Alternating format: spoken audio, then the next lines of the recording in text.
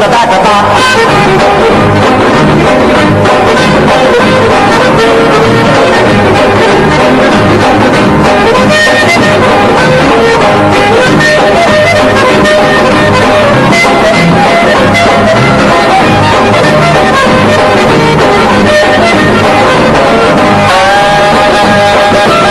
Well, the one old soldier was feeling very bad. He said, I'll get even, I will, by gad. And he goes to the corner, cuts the rifle from the peg. Slapped the other soldier with a splinter from his leg.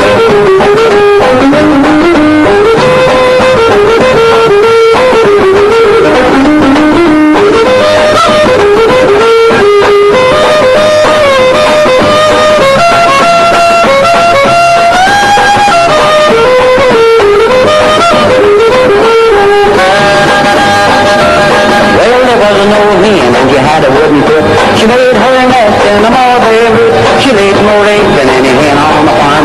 Another wooden foot wouldn't do her any harm.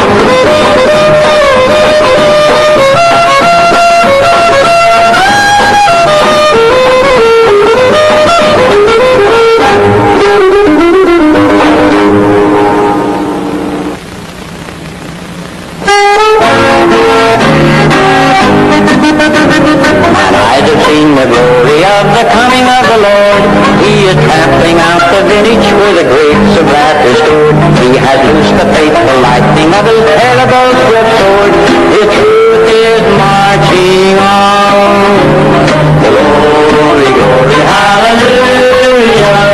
Glory, glory, hallelujah. Glory, glory, hallelujah. His truth is marching on. I have seen him in the watchfires of 100 circling camp. They have built him an altar in the evening doing dance. I can read his righteous sentence by the dim and flaring lamp. His day is marching on. Glory, glory, hallelujah. Glory, glory, hallelujah. Glory, glory, hallelujah. His truth is marching on. John Brown's body lies a-moldering in his grave. John Brown's body lies a-moldering in his grave. John Brown's body lies a-moldering in his grave, but his soul goes marching on. Glory, glory, hallelujah. Glory, glory, hallelujah. Glory, glory, hallelujah. His truth is marching on.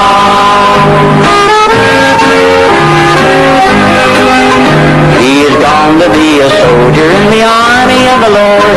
He is gone to be a soldier in the army of the Lord. He's gone to be a soldier in the army of the Lord. His soul is marching on. Glory, glory, hallelujah. Glory, glory, hallelujah. Glory, glory, hallelujah. His truth is marching on. He captured Harper's Ferry with his 19 men so true. He frightened old Virginia till she trembled through and through. They hung him for a traitor, themselves the traitor crew.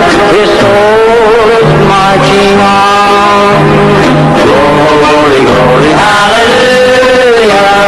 Glory, glory, hallelujah. Glory, glory, hallelujah. His truth is marching on.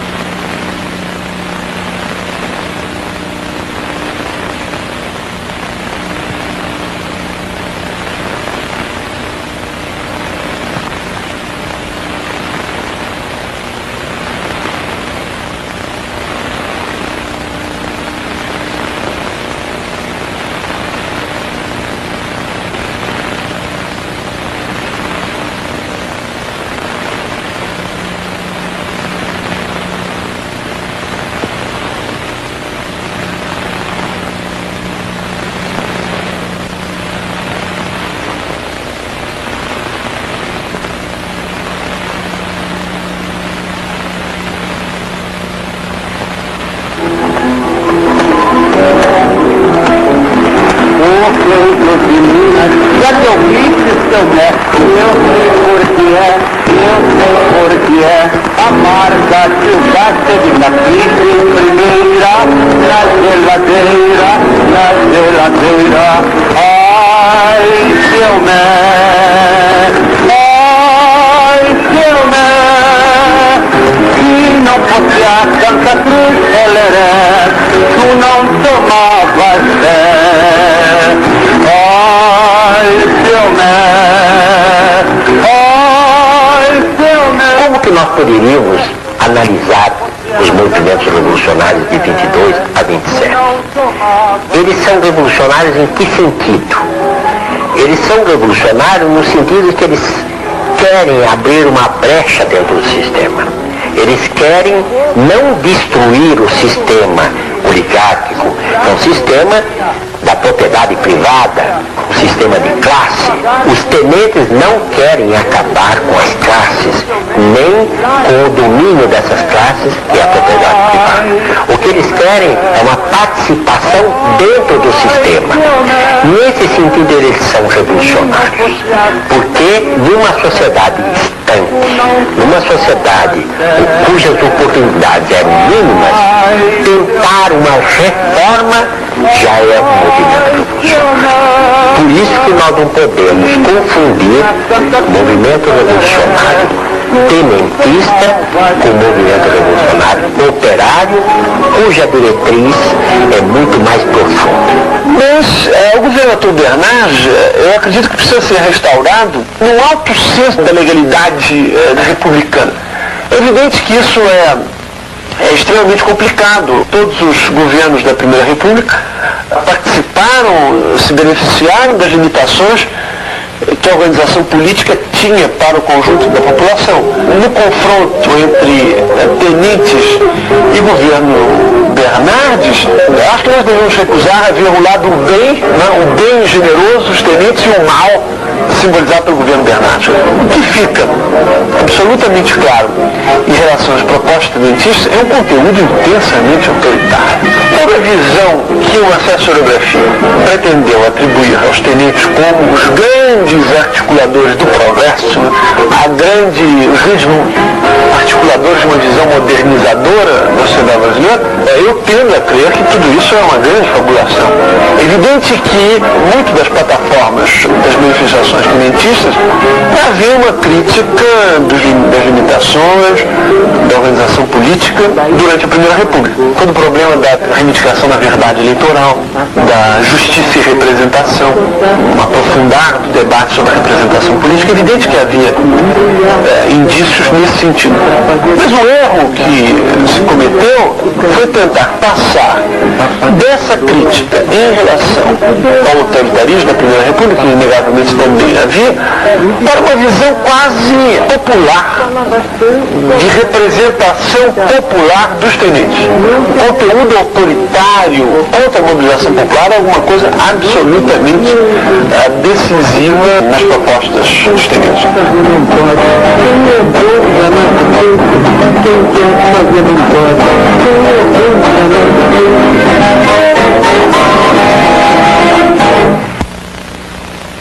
O operariado é uma camada social que está numa situação bastante secundária na Primeira República. É uma situação de não reconhecimento, de poucas concessões e, sobretudo, é uma situação de pouca importância na sociedade. A classe operária, enquanto tal, pesa pouco na Primeira República. Ela ainda é relativamente frágil e ela ainda é estrategicamente pouco importante. É uma sociedade da Primeira República, uma sociedade basicamente agrária, onde o setor industrial não é ainda um setor decisivo. Isso não quer dizer, evidentemente, que não haja uma história, como eu dizia, da classe operária, que ela não se manifeste e que ela não tenha tido momentos de alta expressão, que foram todos os movimentos reivindicatórios que vão dos anos, não apenas a greve de 1917 em São Paulo, mas movimentos reivindicatórios que vão desde 1917 até 1919, com centenas e centenas de greves e de reivindicações. E nessas reivindicações estão colocadas uma série de coisas, de melhoria salarial, condições de trabalho, organização sindical, autonomia sindical. Tudo isso é derrotado, digamos assim, nessa vaga de greves em 1907 até 1919. Depois disso, nos anos 20, nós temos um esboço de legislação social. Eu acho que há uma espécie de aquietamento da classe operária que sofre uma derrota nesses anos 1917 e 1919, e há uma certa antecipação do governo, dos próprios governos da República Velha, no sentido de começar a considerar, bom, existe uma camada operária na cidade, é preciso, de alguma maneira, estabelecer instituições para essa gente, é preciso estabelecer uma legislação para essa gente. E começam timidamente as medidas, a legislação, a lei de férias, a taxa de aposentadoria para os ferroviários nos anos 20, medidas desse tipo, que depois vão ser incrementadas a partir dos anos 30 em diante. Eu gostaria de dizer que eu não consigo ver uma ruptura fundamental entre os anos 20 e os anos 30 no que diz respeito à política repressiva em relação às classes populares, especificamente em relação aos setores na classe operária que tentavam se organizar de maneira autônoma em relação ao Estado. O mesmo que tinha ocorrido toda a Primeira República, e especificamente nos anos 20. Não muda, não há nenhuma mudança. O que muda é que a tendência a uma política paternalista, de proteção, de manipulação, se torna intensamente mais sofisticada. Porque senão, 1930 fica como um imenso milagre. Isso é engano, isso é um logro. Na 1930, com uma grande ruptura liberadora. O Estado, na República, desde a primeira década, além de ter em relação à classe operária uma visão conspiratória, a subversão da ordem, os agitadores estrangeiros, a escumalha social da Europa, que com tolerância vem para as nossas fábricas, além dessa atitude policial repressiva, o Estado, desde o princípio da República, tenta realizar uma política de manipulação em relação às classes operárias. A política de manipulação que vai chegar ao seu apogeu nos anos 30 e 40, e com seus prolongamentos no populismo de 1950, tem a sua gênese nessas práticas manipulatórias, protetoras e paternalistas, nos anos 20 especialmente, em toda a Primeira República.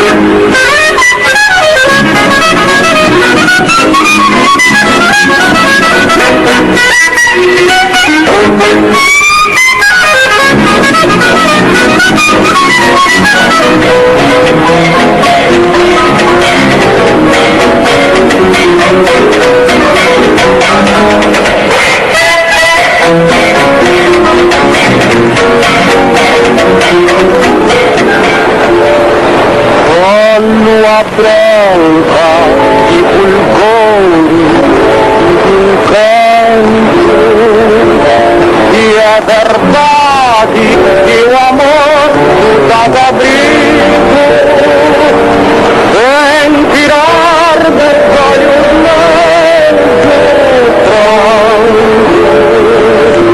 vai ver mostrar essa paixão que anda comigo. Ai, por quem é daqui do céu a lua branca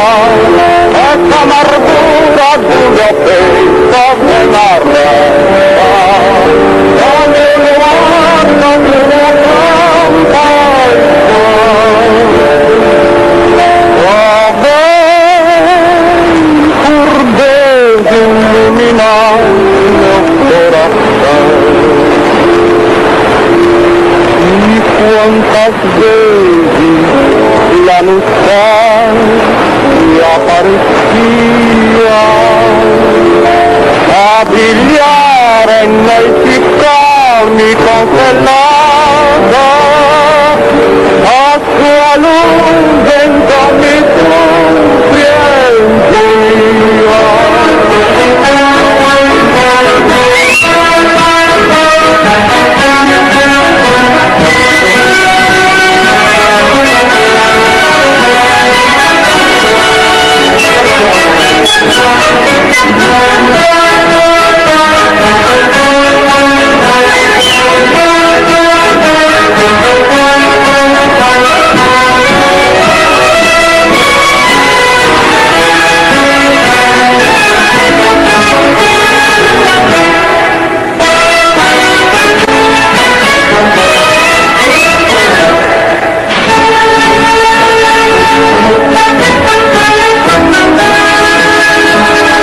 a ideia de que 1922, 1924 deságua em 30 é uma ideia errônea, porque 1922, 1924 são revoluções tenentistas, como a de 23, a de 25 e a de 27 são revoluções tenentistas, enquanto que a revolução de 1930 é o tenentismo mais movimento das oligarquias dissidentes dos estados. 30 é um movimento muito mais complexo que canaliza descontentamentos gerais, amplos, de diversas classes, ao contrário desses movimentos de 22 a 27, que são muito mais de classe média.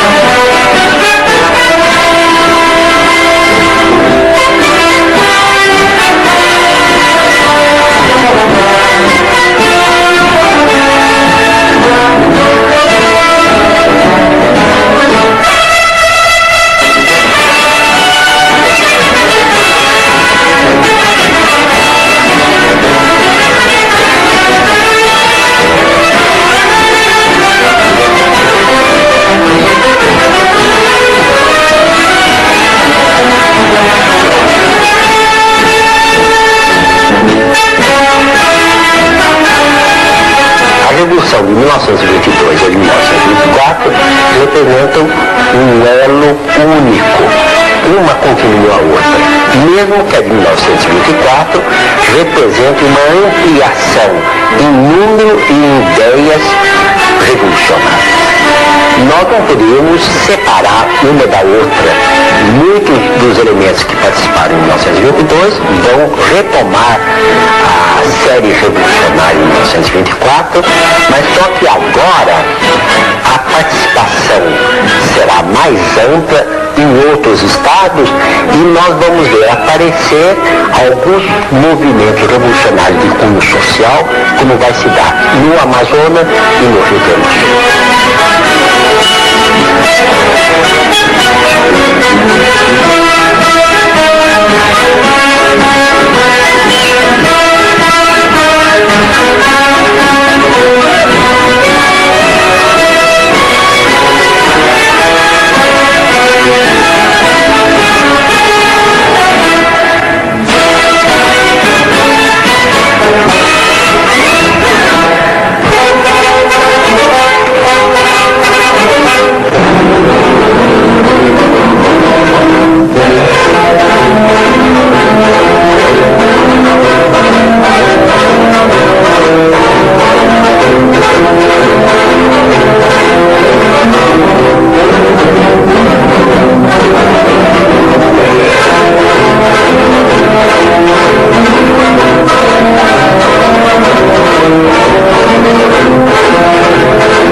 Sabemos muito bem que em 1922 não há mínima proclamação ideológica do movimento, mesmo que seja num simples manifesto. A única coisa que sabemos é que o Siqueira Campos, no hospital, depois de ferido, diz palavras de condenação ao regime existente. Mas em 1924, nós vamos ver aparecer formulações ideológicas dos objetivos revolucionários. Em julho de 24, no Amazonas, o tenente Ribeiro Júnior vai fazer proclamações de caráter social bastante profundo, com uma certa característica até dita comunista, e no Rio Grande do Sul nós vamos ver Luiz Carlos Prestes, em outubro de 1924, lançar um manifesto onde ele objetiva reforma social.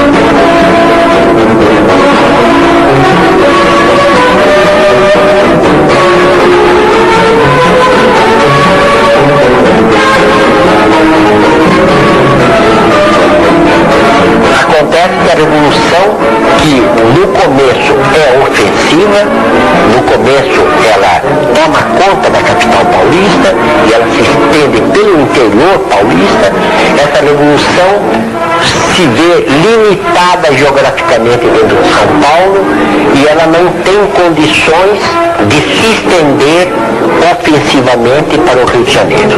Então nós vamos ver que os revolucionários vão passar da ofensiva para a defensiva e da defensiva eles vão passar para uma fuga, uma tentativa de levar a revolução para o interior do Brasil.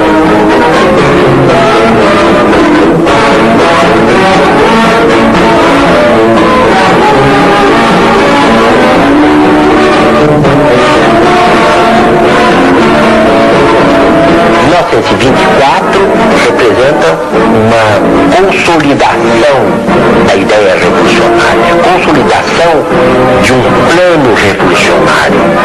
Nós deixamos de lado aquele movimento espontaneista que foi 22 para pensarmos num movimento militar muito mais extenso, o número de adesões é muito maior e o objetivo estratégico é muito mais definido.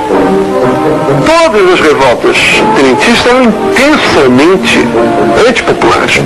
O medo da massa, o medo de que o populacho, como eles diziam, assumisse o controle, era alguma coisa que deixava em pânico os tenentes. O João Stavro tem textos claríssimos a respeito. Esse medo da massa é um elemento absolutamente presente nas manifestações tenentistas. O que o Antônio Carlos dizia em volta da Revolução de 30, fazer a revolução antes que o povo a faça, essa podia ser a divisa dos tenentes. Os tenentes não tinham o menor interesse em mobilizar a classe operária. E a vocação, a compulsão tutelar e paternalista dos tenentes é alguma coisa que cada vez mais me surpreende. Não? Os tenentes não trazem um programa democrático. O projeto dos tenentes é autoritário, é estatizante. Todo elogio que se faz do papel que o Estado possa vir desempenhar, o entusiasmo diante das posições nacionalizantes, né, no sentido estatizante dos tenentes, é uma proposta, numa vertente intensamente antidemocrática. Não se pensa nos controles democráticos sobre essa atuação do Estado. Para resumir, o confronto tenentes, governos na Primeira República, especificamente os governos de Tasso Pessoa e Arthur Bernardes, não é um confronto entre uma visão democrática e uma visão autoritária da sociedade. Isso é o logro que a historiografia pós-30 pretendeu fazer passar.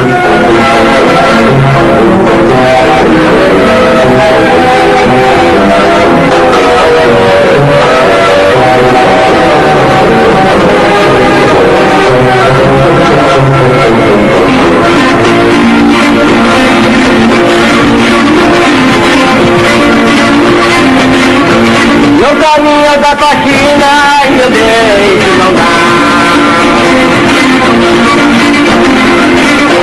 E se eu você certeza eu deixo não dar. O Rio Grande do Sul eu deixo não dar. declarou revolução e a gente Como que nós poderíamos analisar a coluna Prestes? É um fato heróico.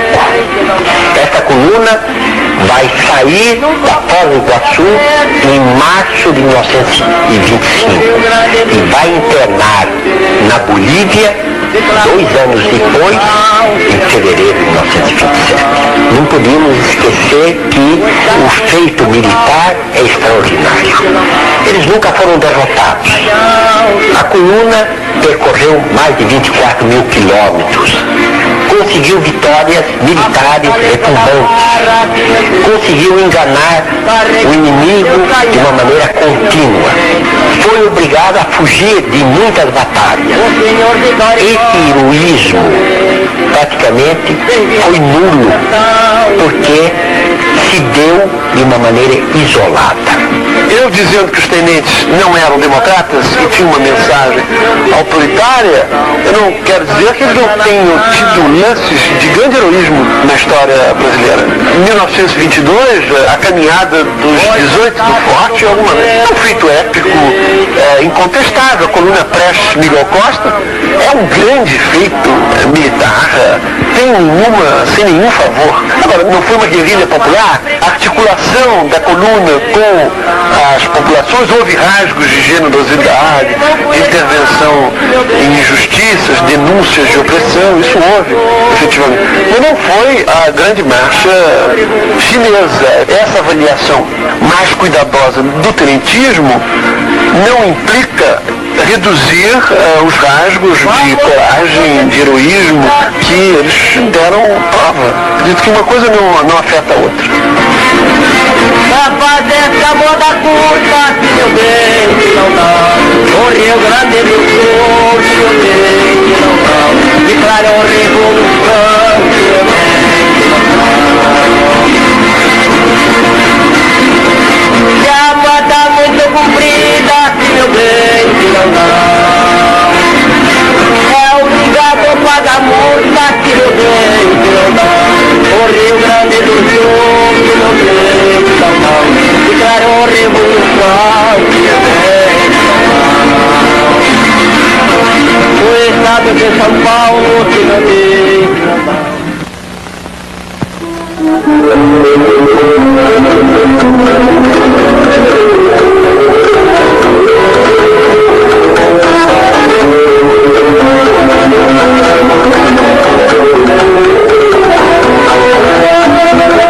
A cultura está na moda hoje em dia, sem resolve o capricho da mulher.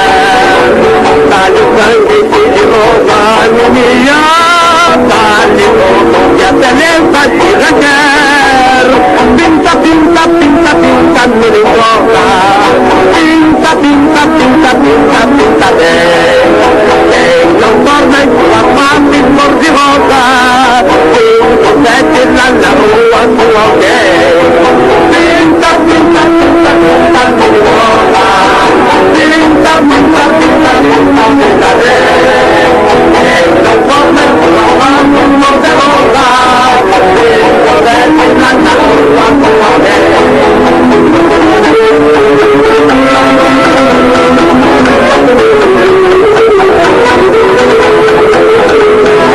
É que existe uma enorme concorrência, uma enorme disputa pelos mercados latino-americanos entre duas potências, uma em decadência e uma em emergência, no caso, a Inglaterra e os Estados Unidos, respectivamente. Desde o começo do século, essa luta começa a se instaurar, essa luta ganha contornos mais nítidos no curso da guerra, e quando termina a Primeira Guerra, é mais ou menos claro que o capitalismo americano vai se tornando cada vez mais hegemônico na América Latina. E essa luta continua, essa luta tem reflexos no Brasil. O que não quer dizer que a gente possa estabelecer uma relação de causa e efeito muito simples entre imperialismo inglês e República Velha de um lado, imperialismo americano, Revolução de 30 de outro. Todas essas fraturas da história brasileira envolvem compromissos. Nós não estamos diante de uma revolução social. Os americanos não têm nenhuma razão para se colocar em favor de A ou de B. Os americanos estão, nesse momento, em 1930, profundamente interessados na estabilidade, na ordem, na manutenção da ordem, na inexistência de uma subversão social. De qualquer maneira, o governo Washington Luiz representa a ordem, a velha ordem republicana. Essa ordem vai ser quebrada por uma revolução que não se sabe muito bem o que seja. E se nós pegarmos hoje os dados conhecidos da correspondência consular americana, nós veremos que existem recomendações expressas do secretário de Estado norte-americano, Stimson, no sentido de que não se vendam armas para os revolucionários, não se dê apoio aos revolucionários. Eu diria que na melhor das hipóteses, digamos assim, os americanos ficam, do ponto de vista do Estado e do governo americano, ficam um pouco em cima do muro. Não estamos mal com a República Velha, vejamos o que é esse novo que vem aí. É preciso lembrar o contexto daquele tempo, quando se dizia, por exemplo, que a Revolução de 30 era uma coisa que se especulava naquele tempo, a velha oligarquia especulava com isso. A Revolução de 30 vai trazer no seu bojo a semente do comunismo. Tudo isso era uma fantasia, mas até que essa fantasia descesse, até que a poeira baixasse, que a fantasia ganhasse o nome do que ela era uma simples fantasia, muita dúvida podia existir. Isso que eu disse não elimina o fato de que setores privados americanos, a grande empresa americana, notadamente o pessoal da carne no Rio Grande do Sul, tenha apoiado a Revolução de 1930 e tenha procurado se beneficiar dela.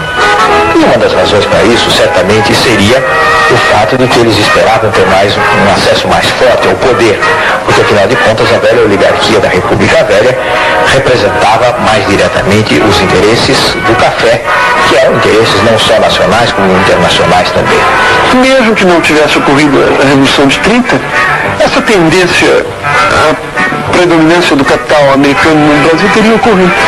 Não foi só a mudança ao nível político que propiciou isso. É a economia internacional. São as relações internacionais. O papel da Inglaterra se alterando nos anos 30, que é uma consequência longínqua da emergência dos Estados Unidos na arena internacional depois da Primeira Guerra Mundial. Não é alguma coisa que ocorre só no Brasil. Algumas formações na esquerda, nessa época, tentaram ver a Revolução de 30 como um conflito entre o capital inglês e o capital americano. Washington Luiz, marionete da City, Londrina, e o Getúlio, o marionete da Wall Street.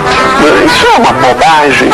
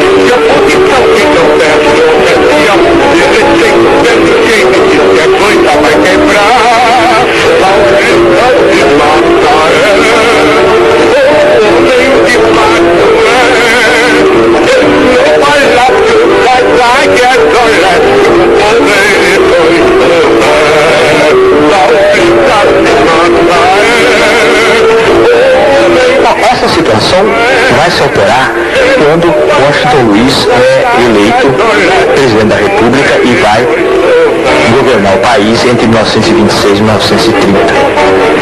Washington é o chamado paulista de Macaé, ele é nascido no estado do Rio, mas é um homem de São Paulo, é um homem que fez toda a sua experiência política em São Paulo. E Washington vai se sustentar no setor cafeiro de São Paulo e vai se entender com o setor cafeiro de São Paulo. Mas aí entra um dado novo, no fim dos anos 30. E esse dado novo é a crise de 29 e é a grande crise econômica e financeira do país. Então o setor do café quer uma opção de coisa, quer a moratória para pagar suas dívidas, quer as emissões, quer o socorro. E o Washington Luiz tem uma política de tentar preservar as finanças do Estado no meio de uma gigantesca crise. E aí nós então temos um grande desentendimento entre o setor do café e o governo federal presidido por Washington Luiz. E eu acho que isso foi um fator que ajudou muito os revolucionários de 30, esse desencontro entre o setor do café e o Washington Luiz, quando a gente sabe que o setor do café tinha sido o grande sustentáculo do presidente Washington Luiz, que foi deposto em 1930.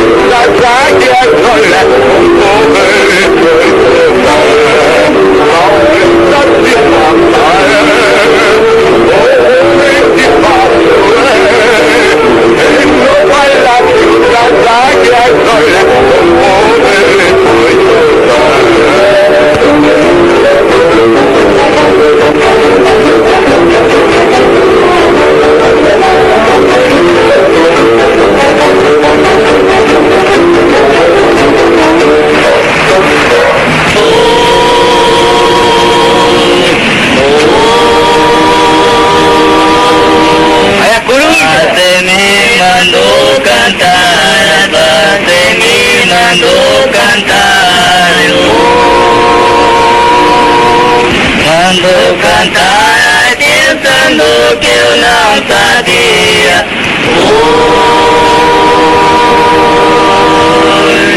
eu não sou como a cigara, eu não sou como a cigara.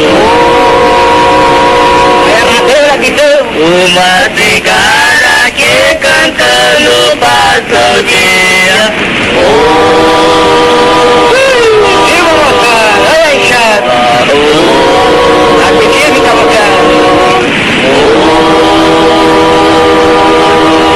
Cadê o senhor patrão? Ai, cadê o senhor patrão? Por exemplo, em São Paulo, os empresários no setor têxtil, que era o maior, tinham uma lista negra dos operários indesejáveis, que eles chamavam, esse é o termo da época, os indesejáveis. Os empresários, no início, faziam isso de uma maneira muito improvisada, cada um fazia sua lista negra e fazia um certo intercâmbio de informações. Quando foi criado o Centro das Indústrias de Fiação e Tecelagem de São Paulo, no centro se estabelece uma central de listas negras. Então cada empresa mandava sua lista negra, essa lista negra, as listas negras eram consolidadas e o centro enviava um boletim regular dizendo fulano de tal foi despedido da fábrica tal, de modo a esses operários não serem contratados. A alegação deles é que eles estavam preocupados com os furtos. Na verdade, o furto era uma categoria muito larga, em que a indisciplina, os militantes, as lideranças da greve entravam. Em 1927, é o DOPS que vai assumir esse papel. E as circulares do centro dizem, olha, os nossos consórcios não precisam continuar mandando as suas listas negras, porque o DOPS assumiu esse papel. Então a identificação dos indesejáveis é transferida pelo DOPS. Isso não é absolutamente modificado depois dos anos 30. Essa identificação continua sendo rebuscada. Logo depois de 1930, o governo provisório cria uma delegacia especial de combate ao comunismo, depois de 1930. Do depoimento dos militantes comunistas e de outras tendências depois de 1930, não há nenhuma alteração no tratamento dos militantes operários que atuavam nos anos 20. Quer dizer, eles continuam a ser perseguidos.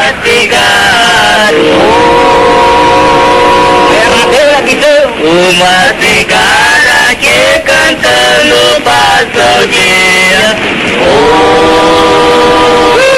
Diga, moçada, olha aí, chato. Aqui fica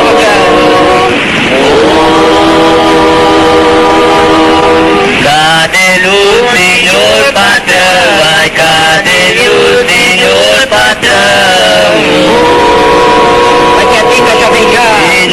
patrão, essa vai é pra banquete.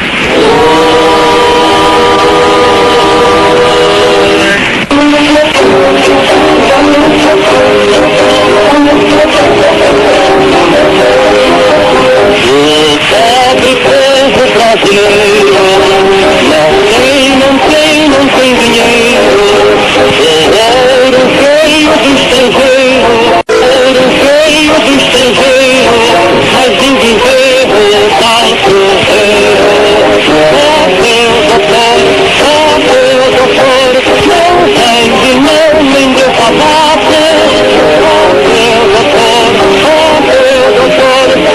Libertação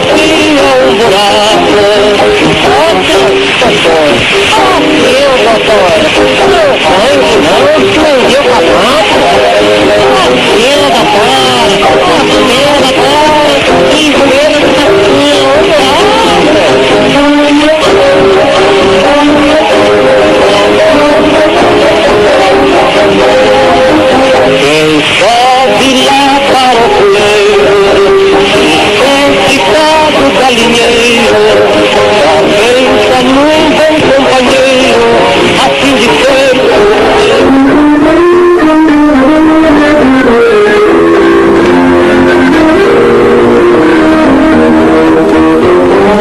servidera conhecida, palavra é onde aborrecida, em qualquer lugar, passear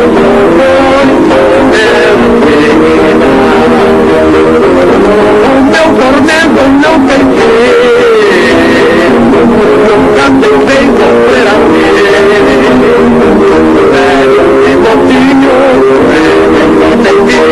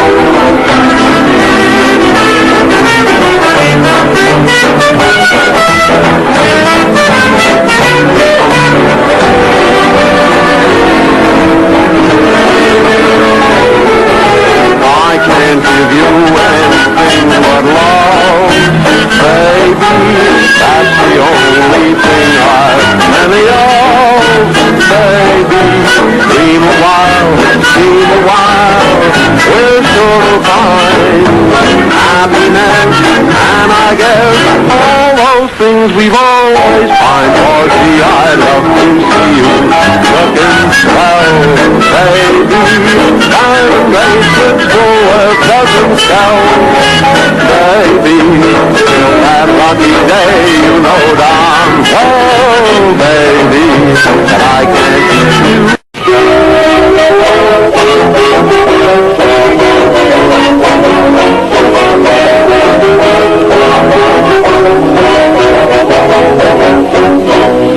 Ele é paulista, senhor, Valdir guisado, sim senhor, cabra barrista, sim senhor, matriculado, sim senhor, ele é estradeiro, sim senhor, habilitado, sim senhor, mas do Cruzeiro, sim senhor, povo dourado, sim senhor, vem, pra ganhar pinteiro, vem seu Julito, vem, aproveitar também, vem, pra ganhar pinteiro, vem seu Julinho, vem, aproveitar também.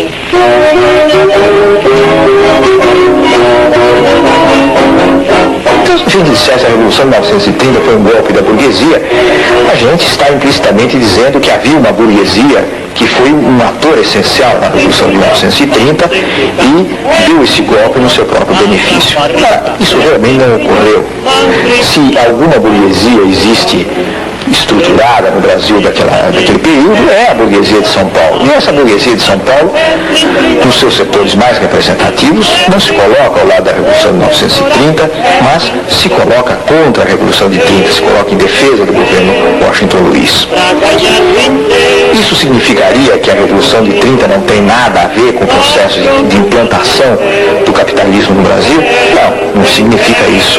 Pelo contrário, a Revolução de 30 é um dos momentos da constituição do capitalismo no Brasil, e quando nós falamos em constituição do capitalismo, nós dizemos, sobretudo, é um dos momentos da constituição do capitalismo industrial no Brasil. Mas isso se faz de uma maneira mais complexa, mais difícil, do que a simples imagem de uma classe social burguesa, a famosa burguesia nacional, agindo como um agente transformador diretamente atuante na Revolução de 30. Pensar que a burguesia industrial tem agido como atora é um pouco uma ideia que se criou depois dos fatos, um pouco como consequência do que veio depois. Quer dizer, como depois de 30 veio a industrialização, se disse, bom, então necessariamente a burguesia industrial, os industriais, realizaram a Revolução de 30 no seu interesse.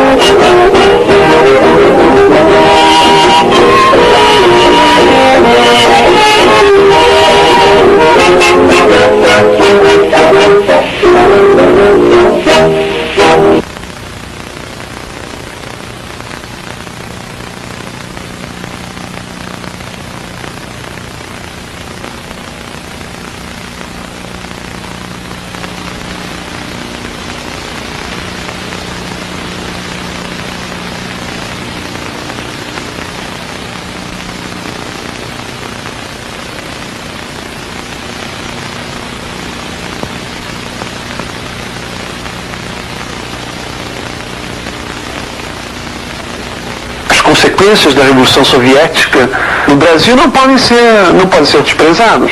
A criação do Partido Comunista do Brasil em 1922, o que não quer dizer que seja uma mágica que também ocorreça, que o Partido Comunista do Brasil é fundado e de repente o movimento operário muda de qualidade. A ruptura no interior do movimento anarco-sindicalista com a criação do Partido Comunista foi um debate importante ao nível das lideranças operárias, da militância operária. Mas não são só os anarco-sindicalistas e os comunistas, mas a emergência também a consolidação de um setor sindical disposto a transar com o Estado, que os anarquistas e os comunistas chamavam de amarelos, e sindicatos amarelos, que vão ser os precursores dos sindicatos pelegos, que é uma velha tradição na República desse sindicato pelego disposto a transar com o governo, uma perspectiva reformista. Esse setor também estará bastante presente nos anos 20. Criando as possibilidades, eu acho que talvez esse seja o elo perdido, as possibilidades da existência do sindicato de Estado depois de 1930. É preciso também não reduzir ao sindicato oficial, o sindicato de Estado, implantado depois de 1930, à política autoritária do Estado. Se não houvesse nenhuma abertura, nenhuma possibilidade de articulação embaixo, esse sindicato não colava.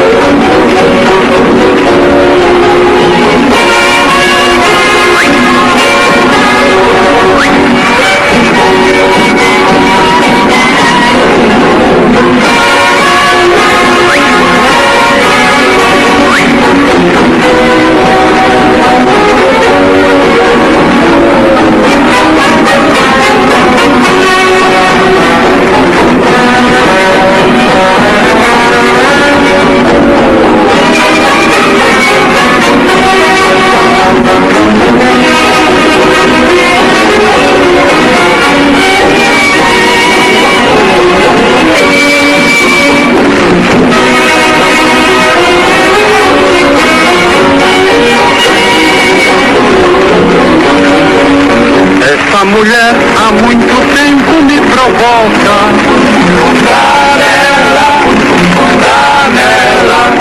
É perigosa, fala mais que patachoca.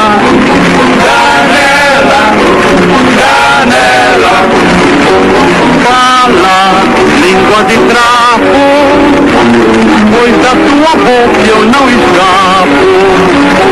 Fala, língua de trapo, pois da tua boca eu não escapo.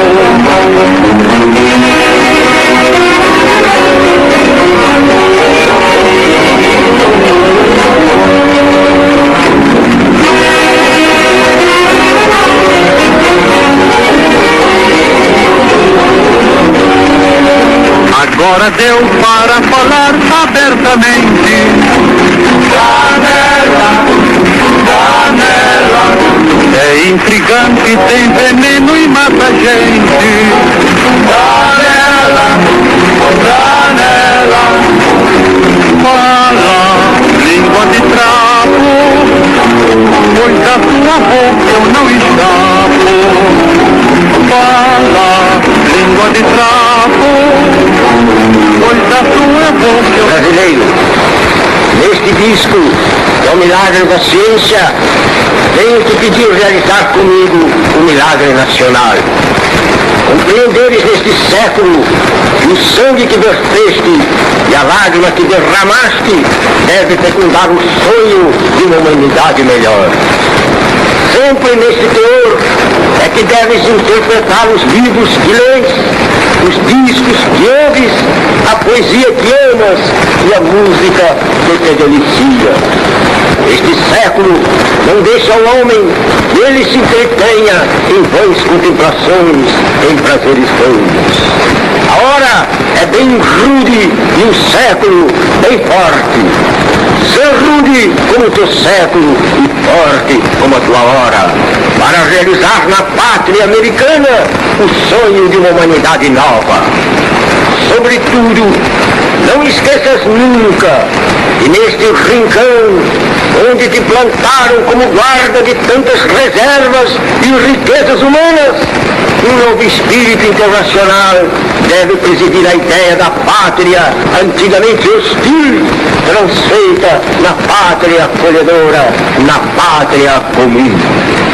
O amor nacional deve no teu coração acender a chama que devorará o preconceito do velho patriotismo e calcinará todas as regras que fechavam de homem a homem o caminho na sociedade universal, que começa na boa troca e acaba num grande amor.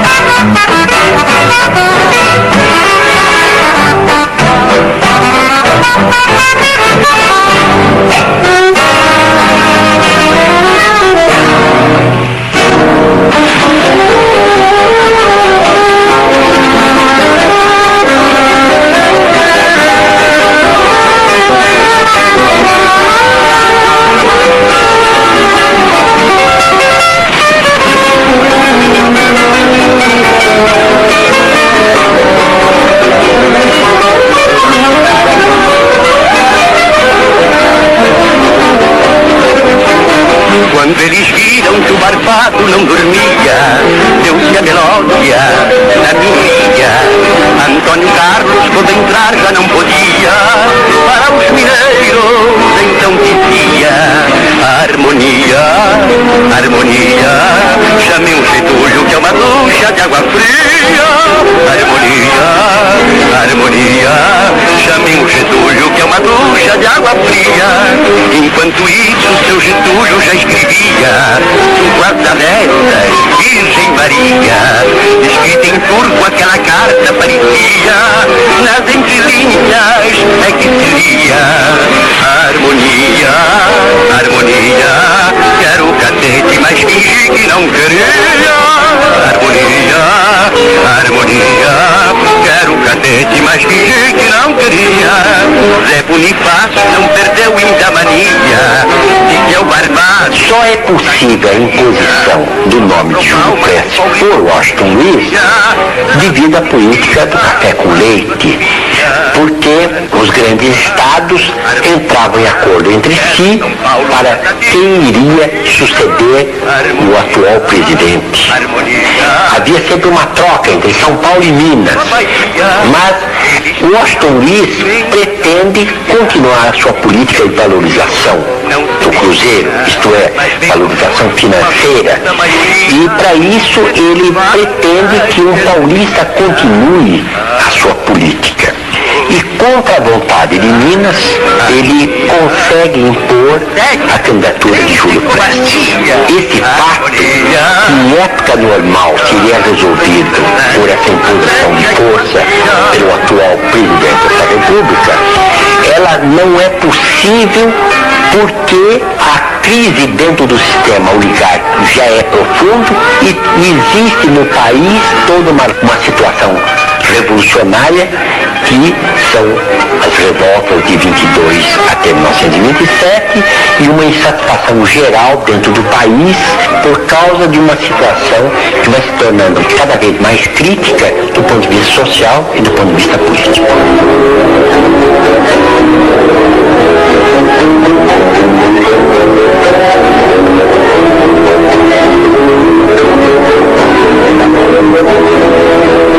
Ser feliz,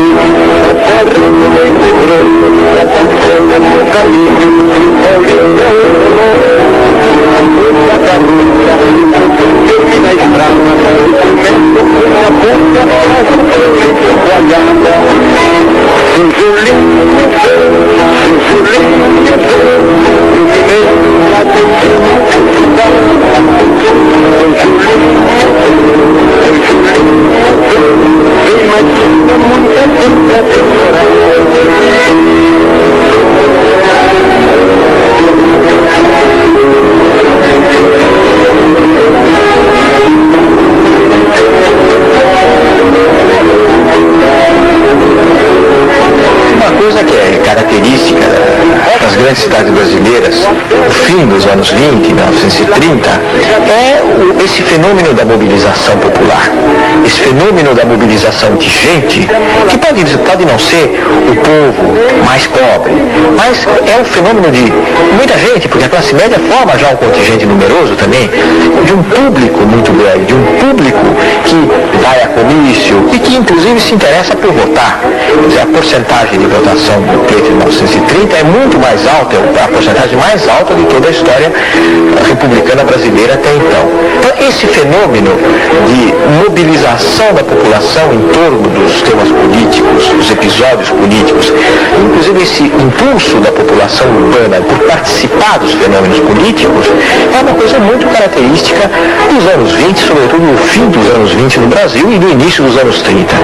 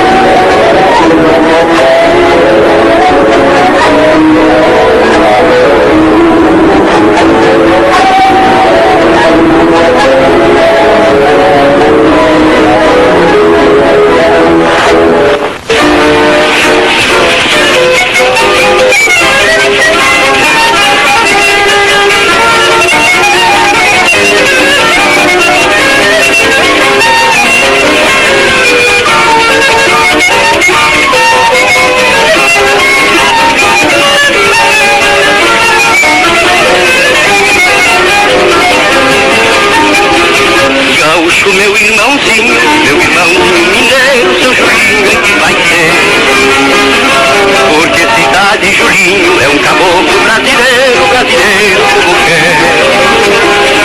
Tudo mais é gauchada, mas não vale nada, meu irmão gaúcho. Se tu amarra a cavalhada, vendo as coisas mal paradas, não aguenta com repuxo. Getúlio, você tá comendo bola. Não se mete com teu Júlio, não se mete com teu Júlio, que teu Júlio tem escola. Getúlio, você tá comendo bola. A formação da Aliança Liberal, isto é, a formação de um grupo de oposição à vontade imposta por Washington Luiz, quando indica Júlio Prestes, a formação da Aliança Liberal permite que os descontentes com a situação se reúnam em torno de uma plataforma política vaga, mas que, apesar de ser milíflua, apesar dela não definir com precisão todos os objetivos necessários, ela representa um não à situação dominante. Não se mete com teu Júlio, que teu Júlio tem escola. Getúlio, você tá comendo bola. Não se mete com teu Júlio, não se mete com teu Júlio, que teu Júlio tem escola.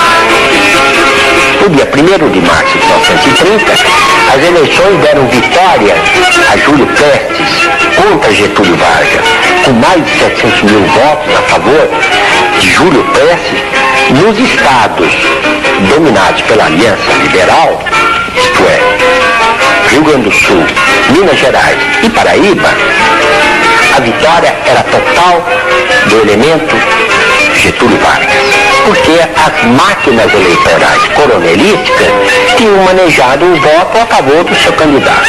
Mas no resto do Brasil, a máquina coronelística gira a favor de Júlio Prestes.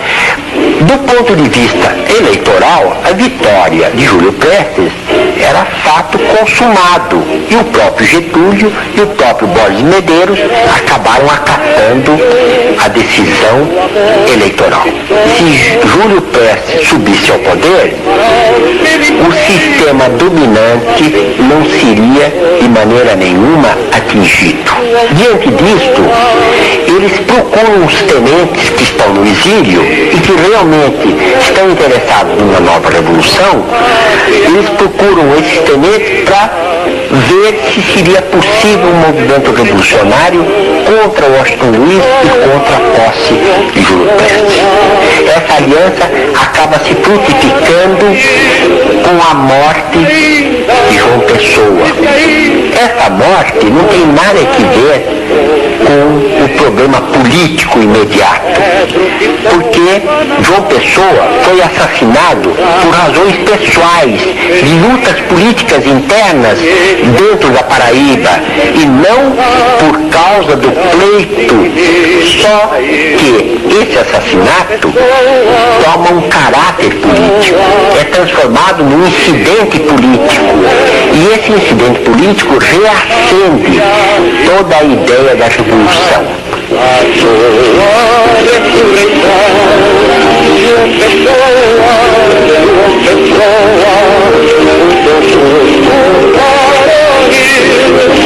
Vive ainda, meu coração,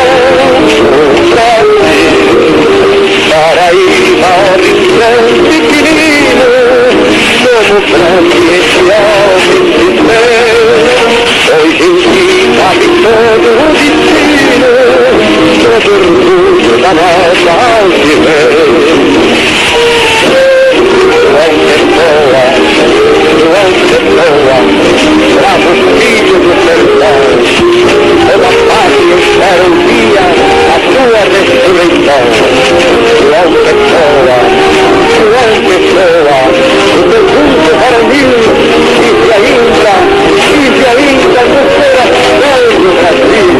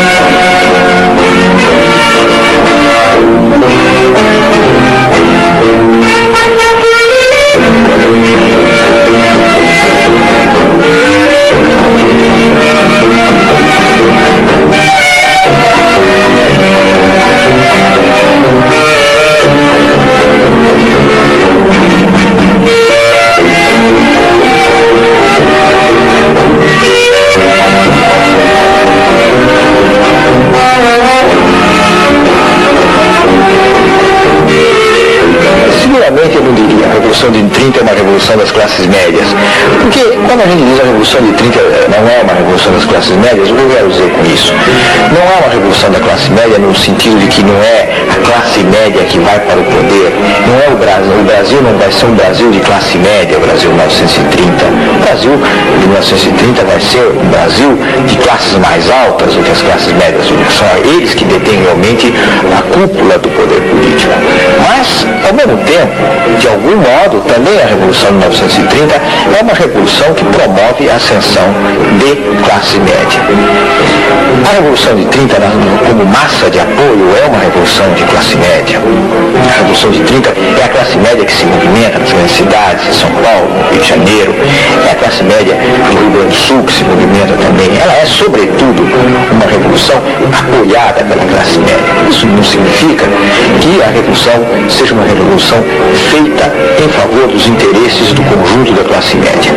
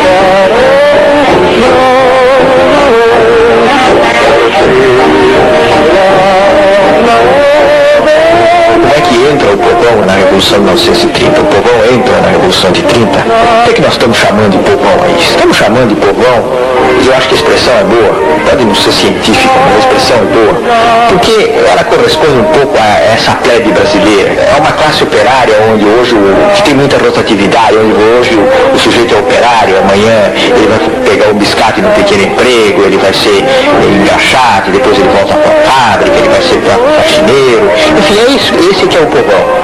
Como é que entra esse povão, como ele era em 1930, um povão tão diferente também do que ele é hoje? Como é que ele entra realmente no processo da Revolução? Eu acho que os dados que nós temos, as imagens que nós temos, mostram que ele entra muito pouco. O povão não entra muito nisso. O Paulo Nogueira Filho, que foi um homem da Revolução em São Paulo, foi um homem da Aliança Liberal, sobretudo, mais do que da Revolução de São Paulo, ele fala da subida dos operários do Brás para aplaudir Getúlio Vargas em 1930, na campanha da Aliança Liberal. A própria descrição dele mostra que isso é um fenômeno assim, um pouco esquisito, não é? É um agente lá de baixo que vem e rompe aí no centro da cidade. Quem domina mesmo o centro da cidade, quem domina o centro da cidade do Rio, quem domina as grandes manifestações, realmente não é a classe média. Que não quer dizer que não seja uma classe média, muitas vezes gente pobre, gente de terninho polido, funcionarinho com o seu minguado salário, mas é uma gente que tem lá o seu status, que tem lá as suas pretensões, etc. Então eu acho que o povão participa pouco. Isso não quer dizer que não se possa a gente perceber que seja possível que o povão nutrisse esperanças.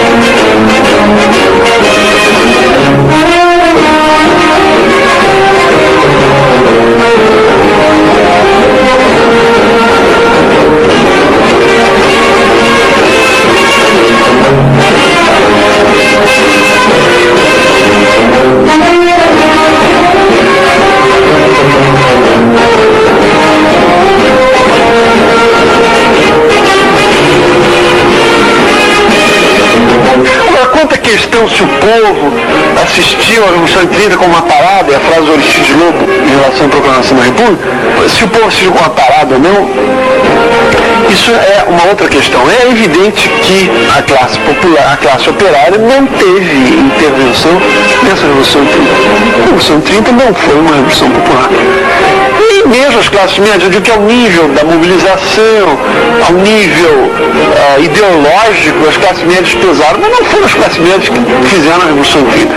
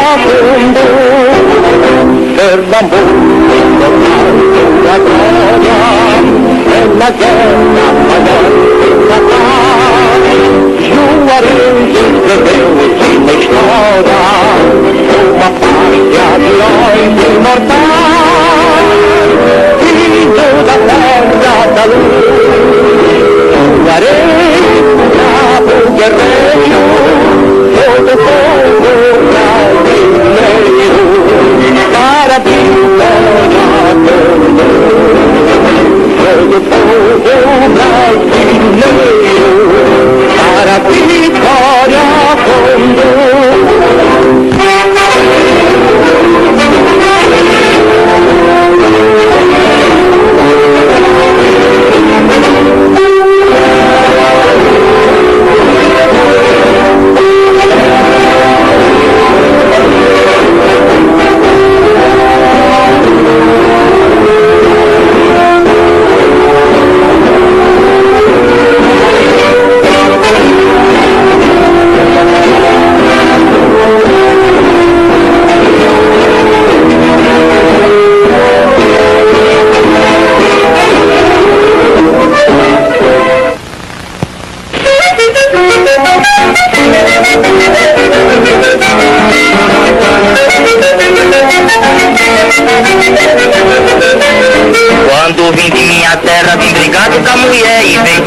cavalo, eu vim mesmo de a pé, sou filho do Rio Grande, da cidade de Bagé. Fiz uma marcha forçada de Pará em Tararé. De Tararé, tava tudo em pé no fogo, que pra tomar de café. De Tararé, tava tudo em pé no fogo, que pra tomar de café.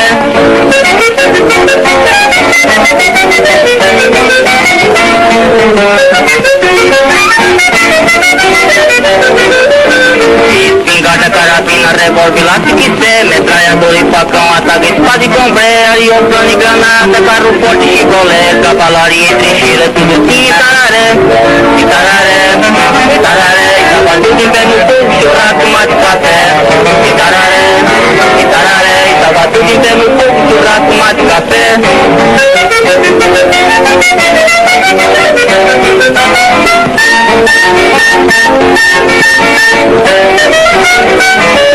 Tudo ali se reunia, general e coronel, cabo, sargento, soldado, velho, criança e mulher. A gente andava deitado e dormia mesmo em pé. Tinha cobra na picada, mas chegamos em Tararé.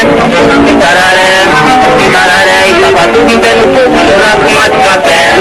Tararé, e tava tudo em pé no fogo, chorar, tomar de café.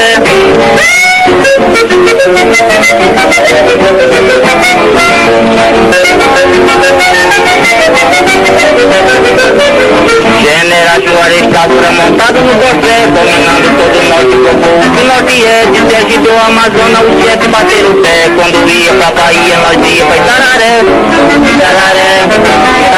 E tava tudo em pé no fogo, chorar, tomar de café. Tararé, e tava tudo em pé no fogo, chorar, tomar de café.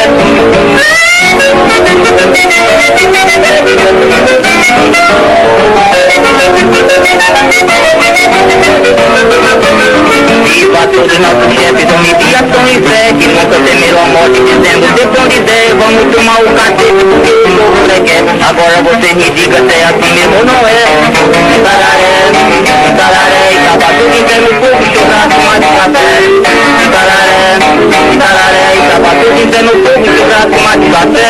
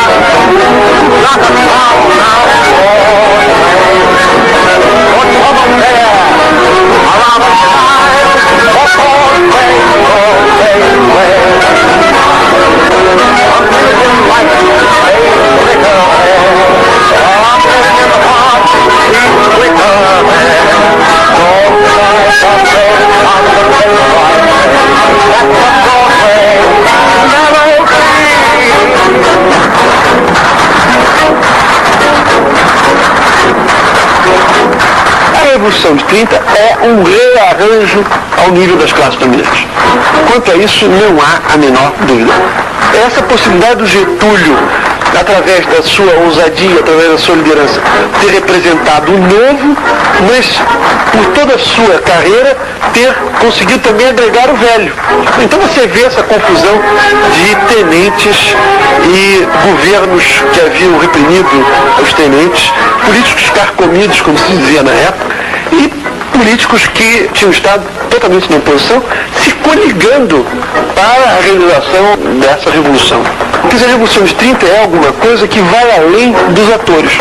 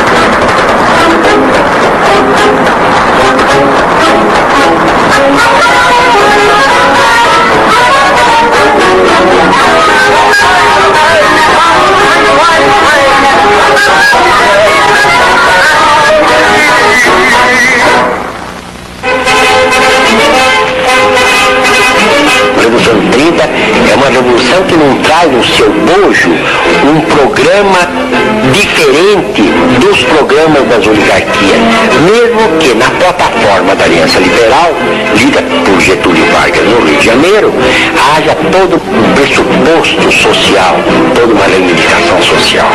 Mas no fundo, essa reivindicação social é uma concessão, mas ela não significa uma mudança do domínio político da oligarquia por uma outra classe, mas simplesmente uma mudança de um grupo da oligarquia por um novo grupo da oligarquia que tem um programa mais extenso, mais amplo.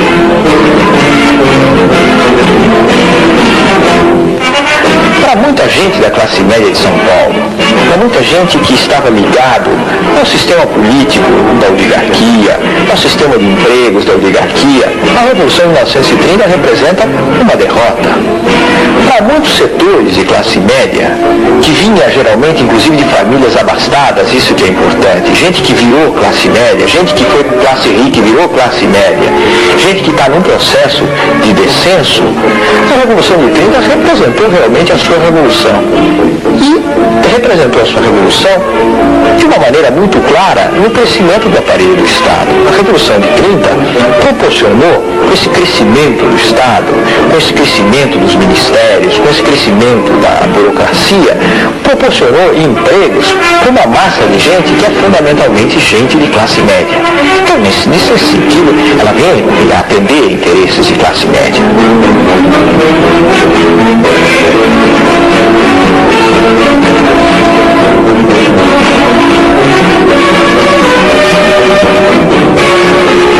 Nem se fez a independência como consentimento geral, nem se fez a república como consentimento geral, nem a abolição como consentimento geral. Mas há um certo grau de acordo nesses vários momentos de decisão da história brasileira. E a Revolução de 30 não escapa muito dessa marca, em que ao mesmo tempo que ela é uma revolução, ela não tem um conteúdo de transformação social muito grande. Isso não quer dizer que a Revolução de 30 não tenha modificado muito o panorama social do país, o panorama político e mesmo econômico do país. Existe um país que antes de 1930, existe um país muito diferente já em 1931, 1932, há um Brasil muito diferente, embora não tenha havido uma revolução social no país.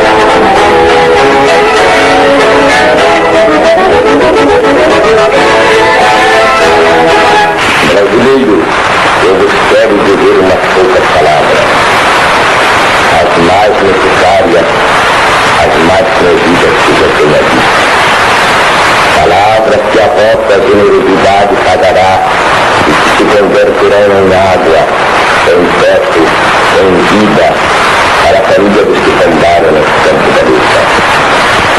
A eles, soldados obscuros dos chefes gloriosos, serve o Brasil a liberdade de hoje. Eles constituem a mais forte garantia de que realizaremos o prometido. Finalmente, brasileiros, ao companheiro que sonhou, que lutou e que morreu ao nosso lado. Eles são a falange anônima, humilde, cristônia, que não escutou os clarins da vitória, que não se embriagou com as palmas do triunfo. Que derramou um sangue moço, quente, precioso, abdicando de todas as coisas que fazem o encanto da existência. A vossa generosidade, entretanto, seria incompleta se não se estendesse às famílias que caíram defendendo o governo do posto. Porque eles foram pobres alcoólatras, com consciência sem culpa. Foram brasileiros como vós, e como vós padeceram ao tempo dos tiranos. Estão fechadas as hostilidades, cumpre reconstruir, cumpre recuperar. O Brasil deve ser uma grande fábrica, um enorme celeiro. Fábrica em que todos os operários se irmãos satisfeitos no trabalho pelo bem-estar coletivo. Celeiro capaz de suprir as necessidades do mundo. E quando nós atingirmos essa meta, quando as gerações futuras, sabias e livres, ouvirem falar na fome, na apatia, na opressão que nós hoje conhecemos, será-nos lembrados os obreiros da Pátria Nova, os bravos que se foram, os soldados da Revolução.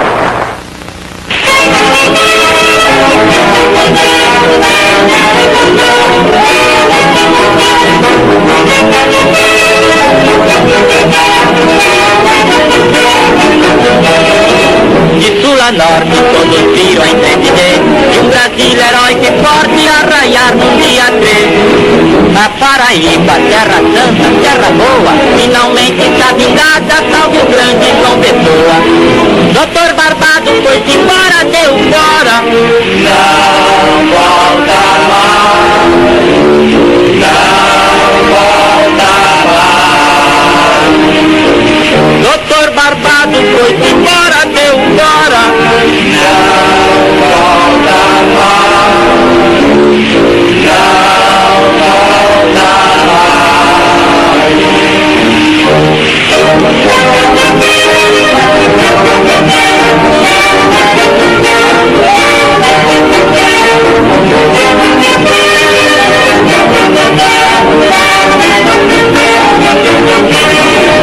A mineirada lá da terra da toalhada vai prender a carneirada nos sertões da Mantiqueira.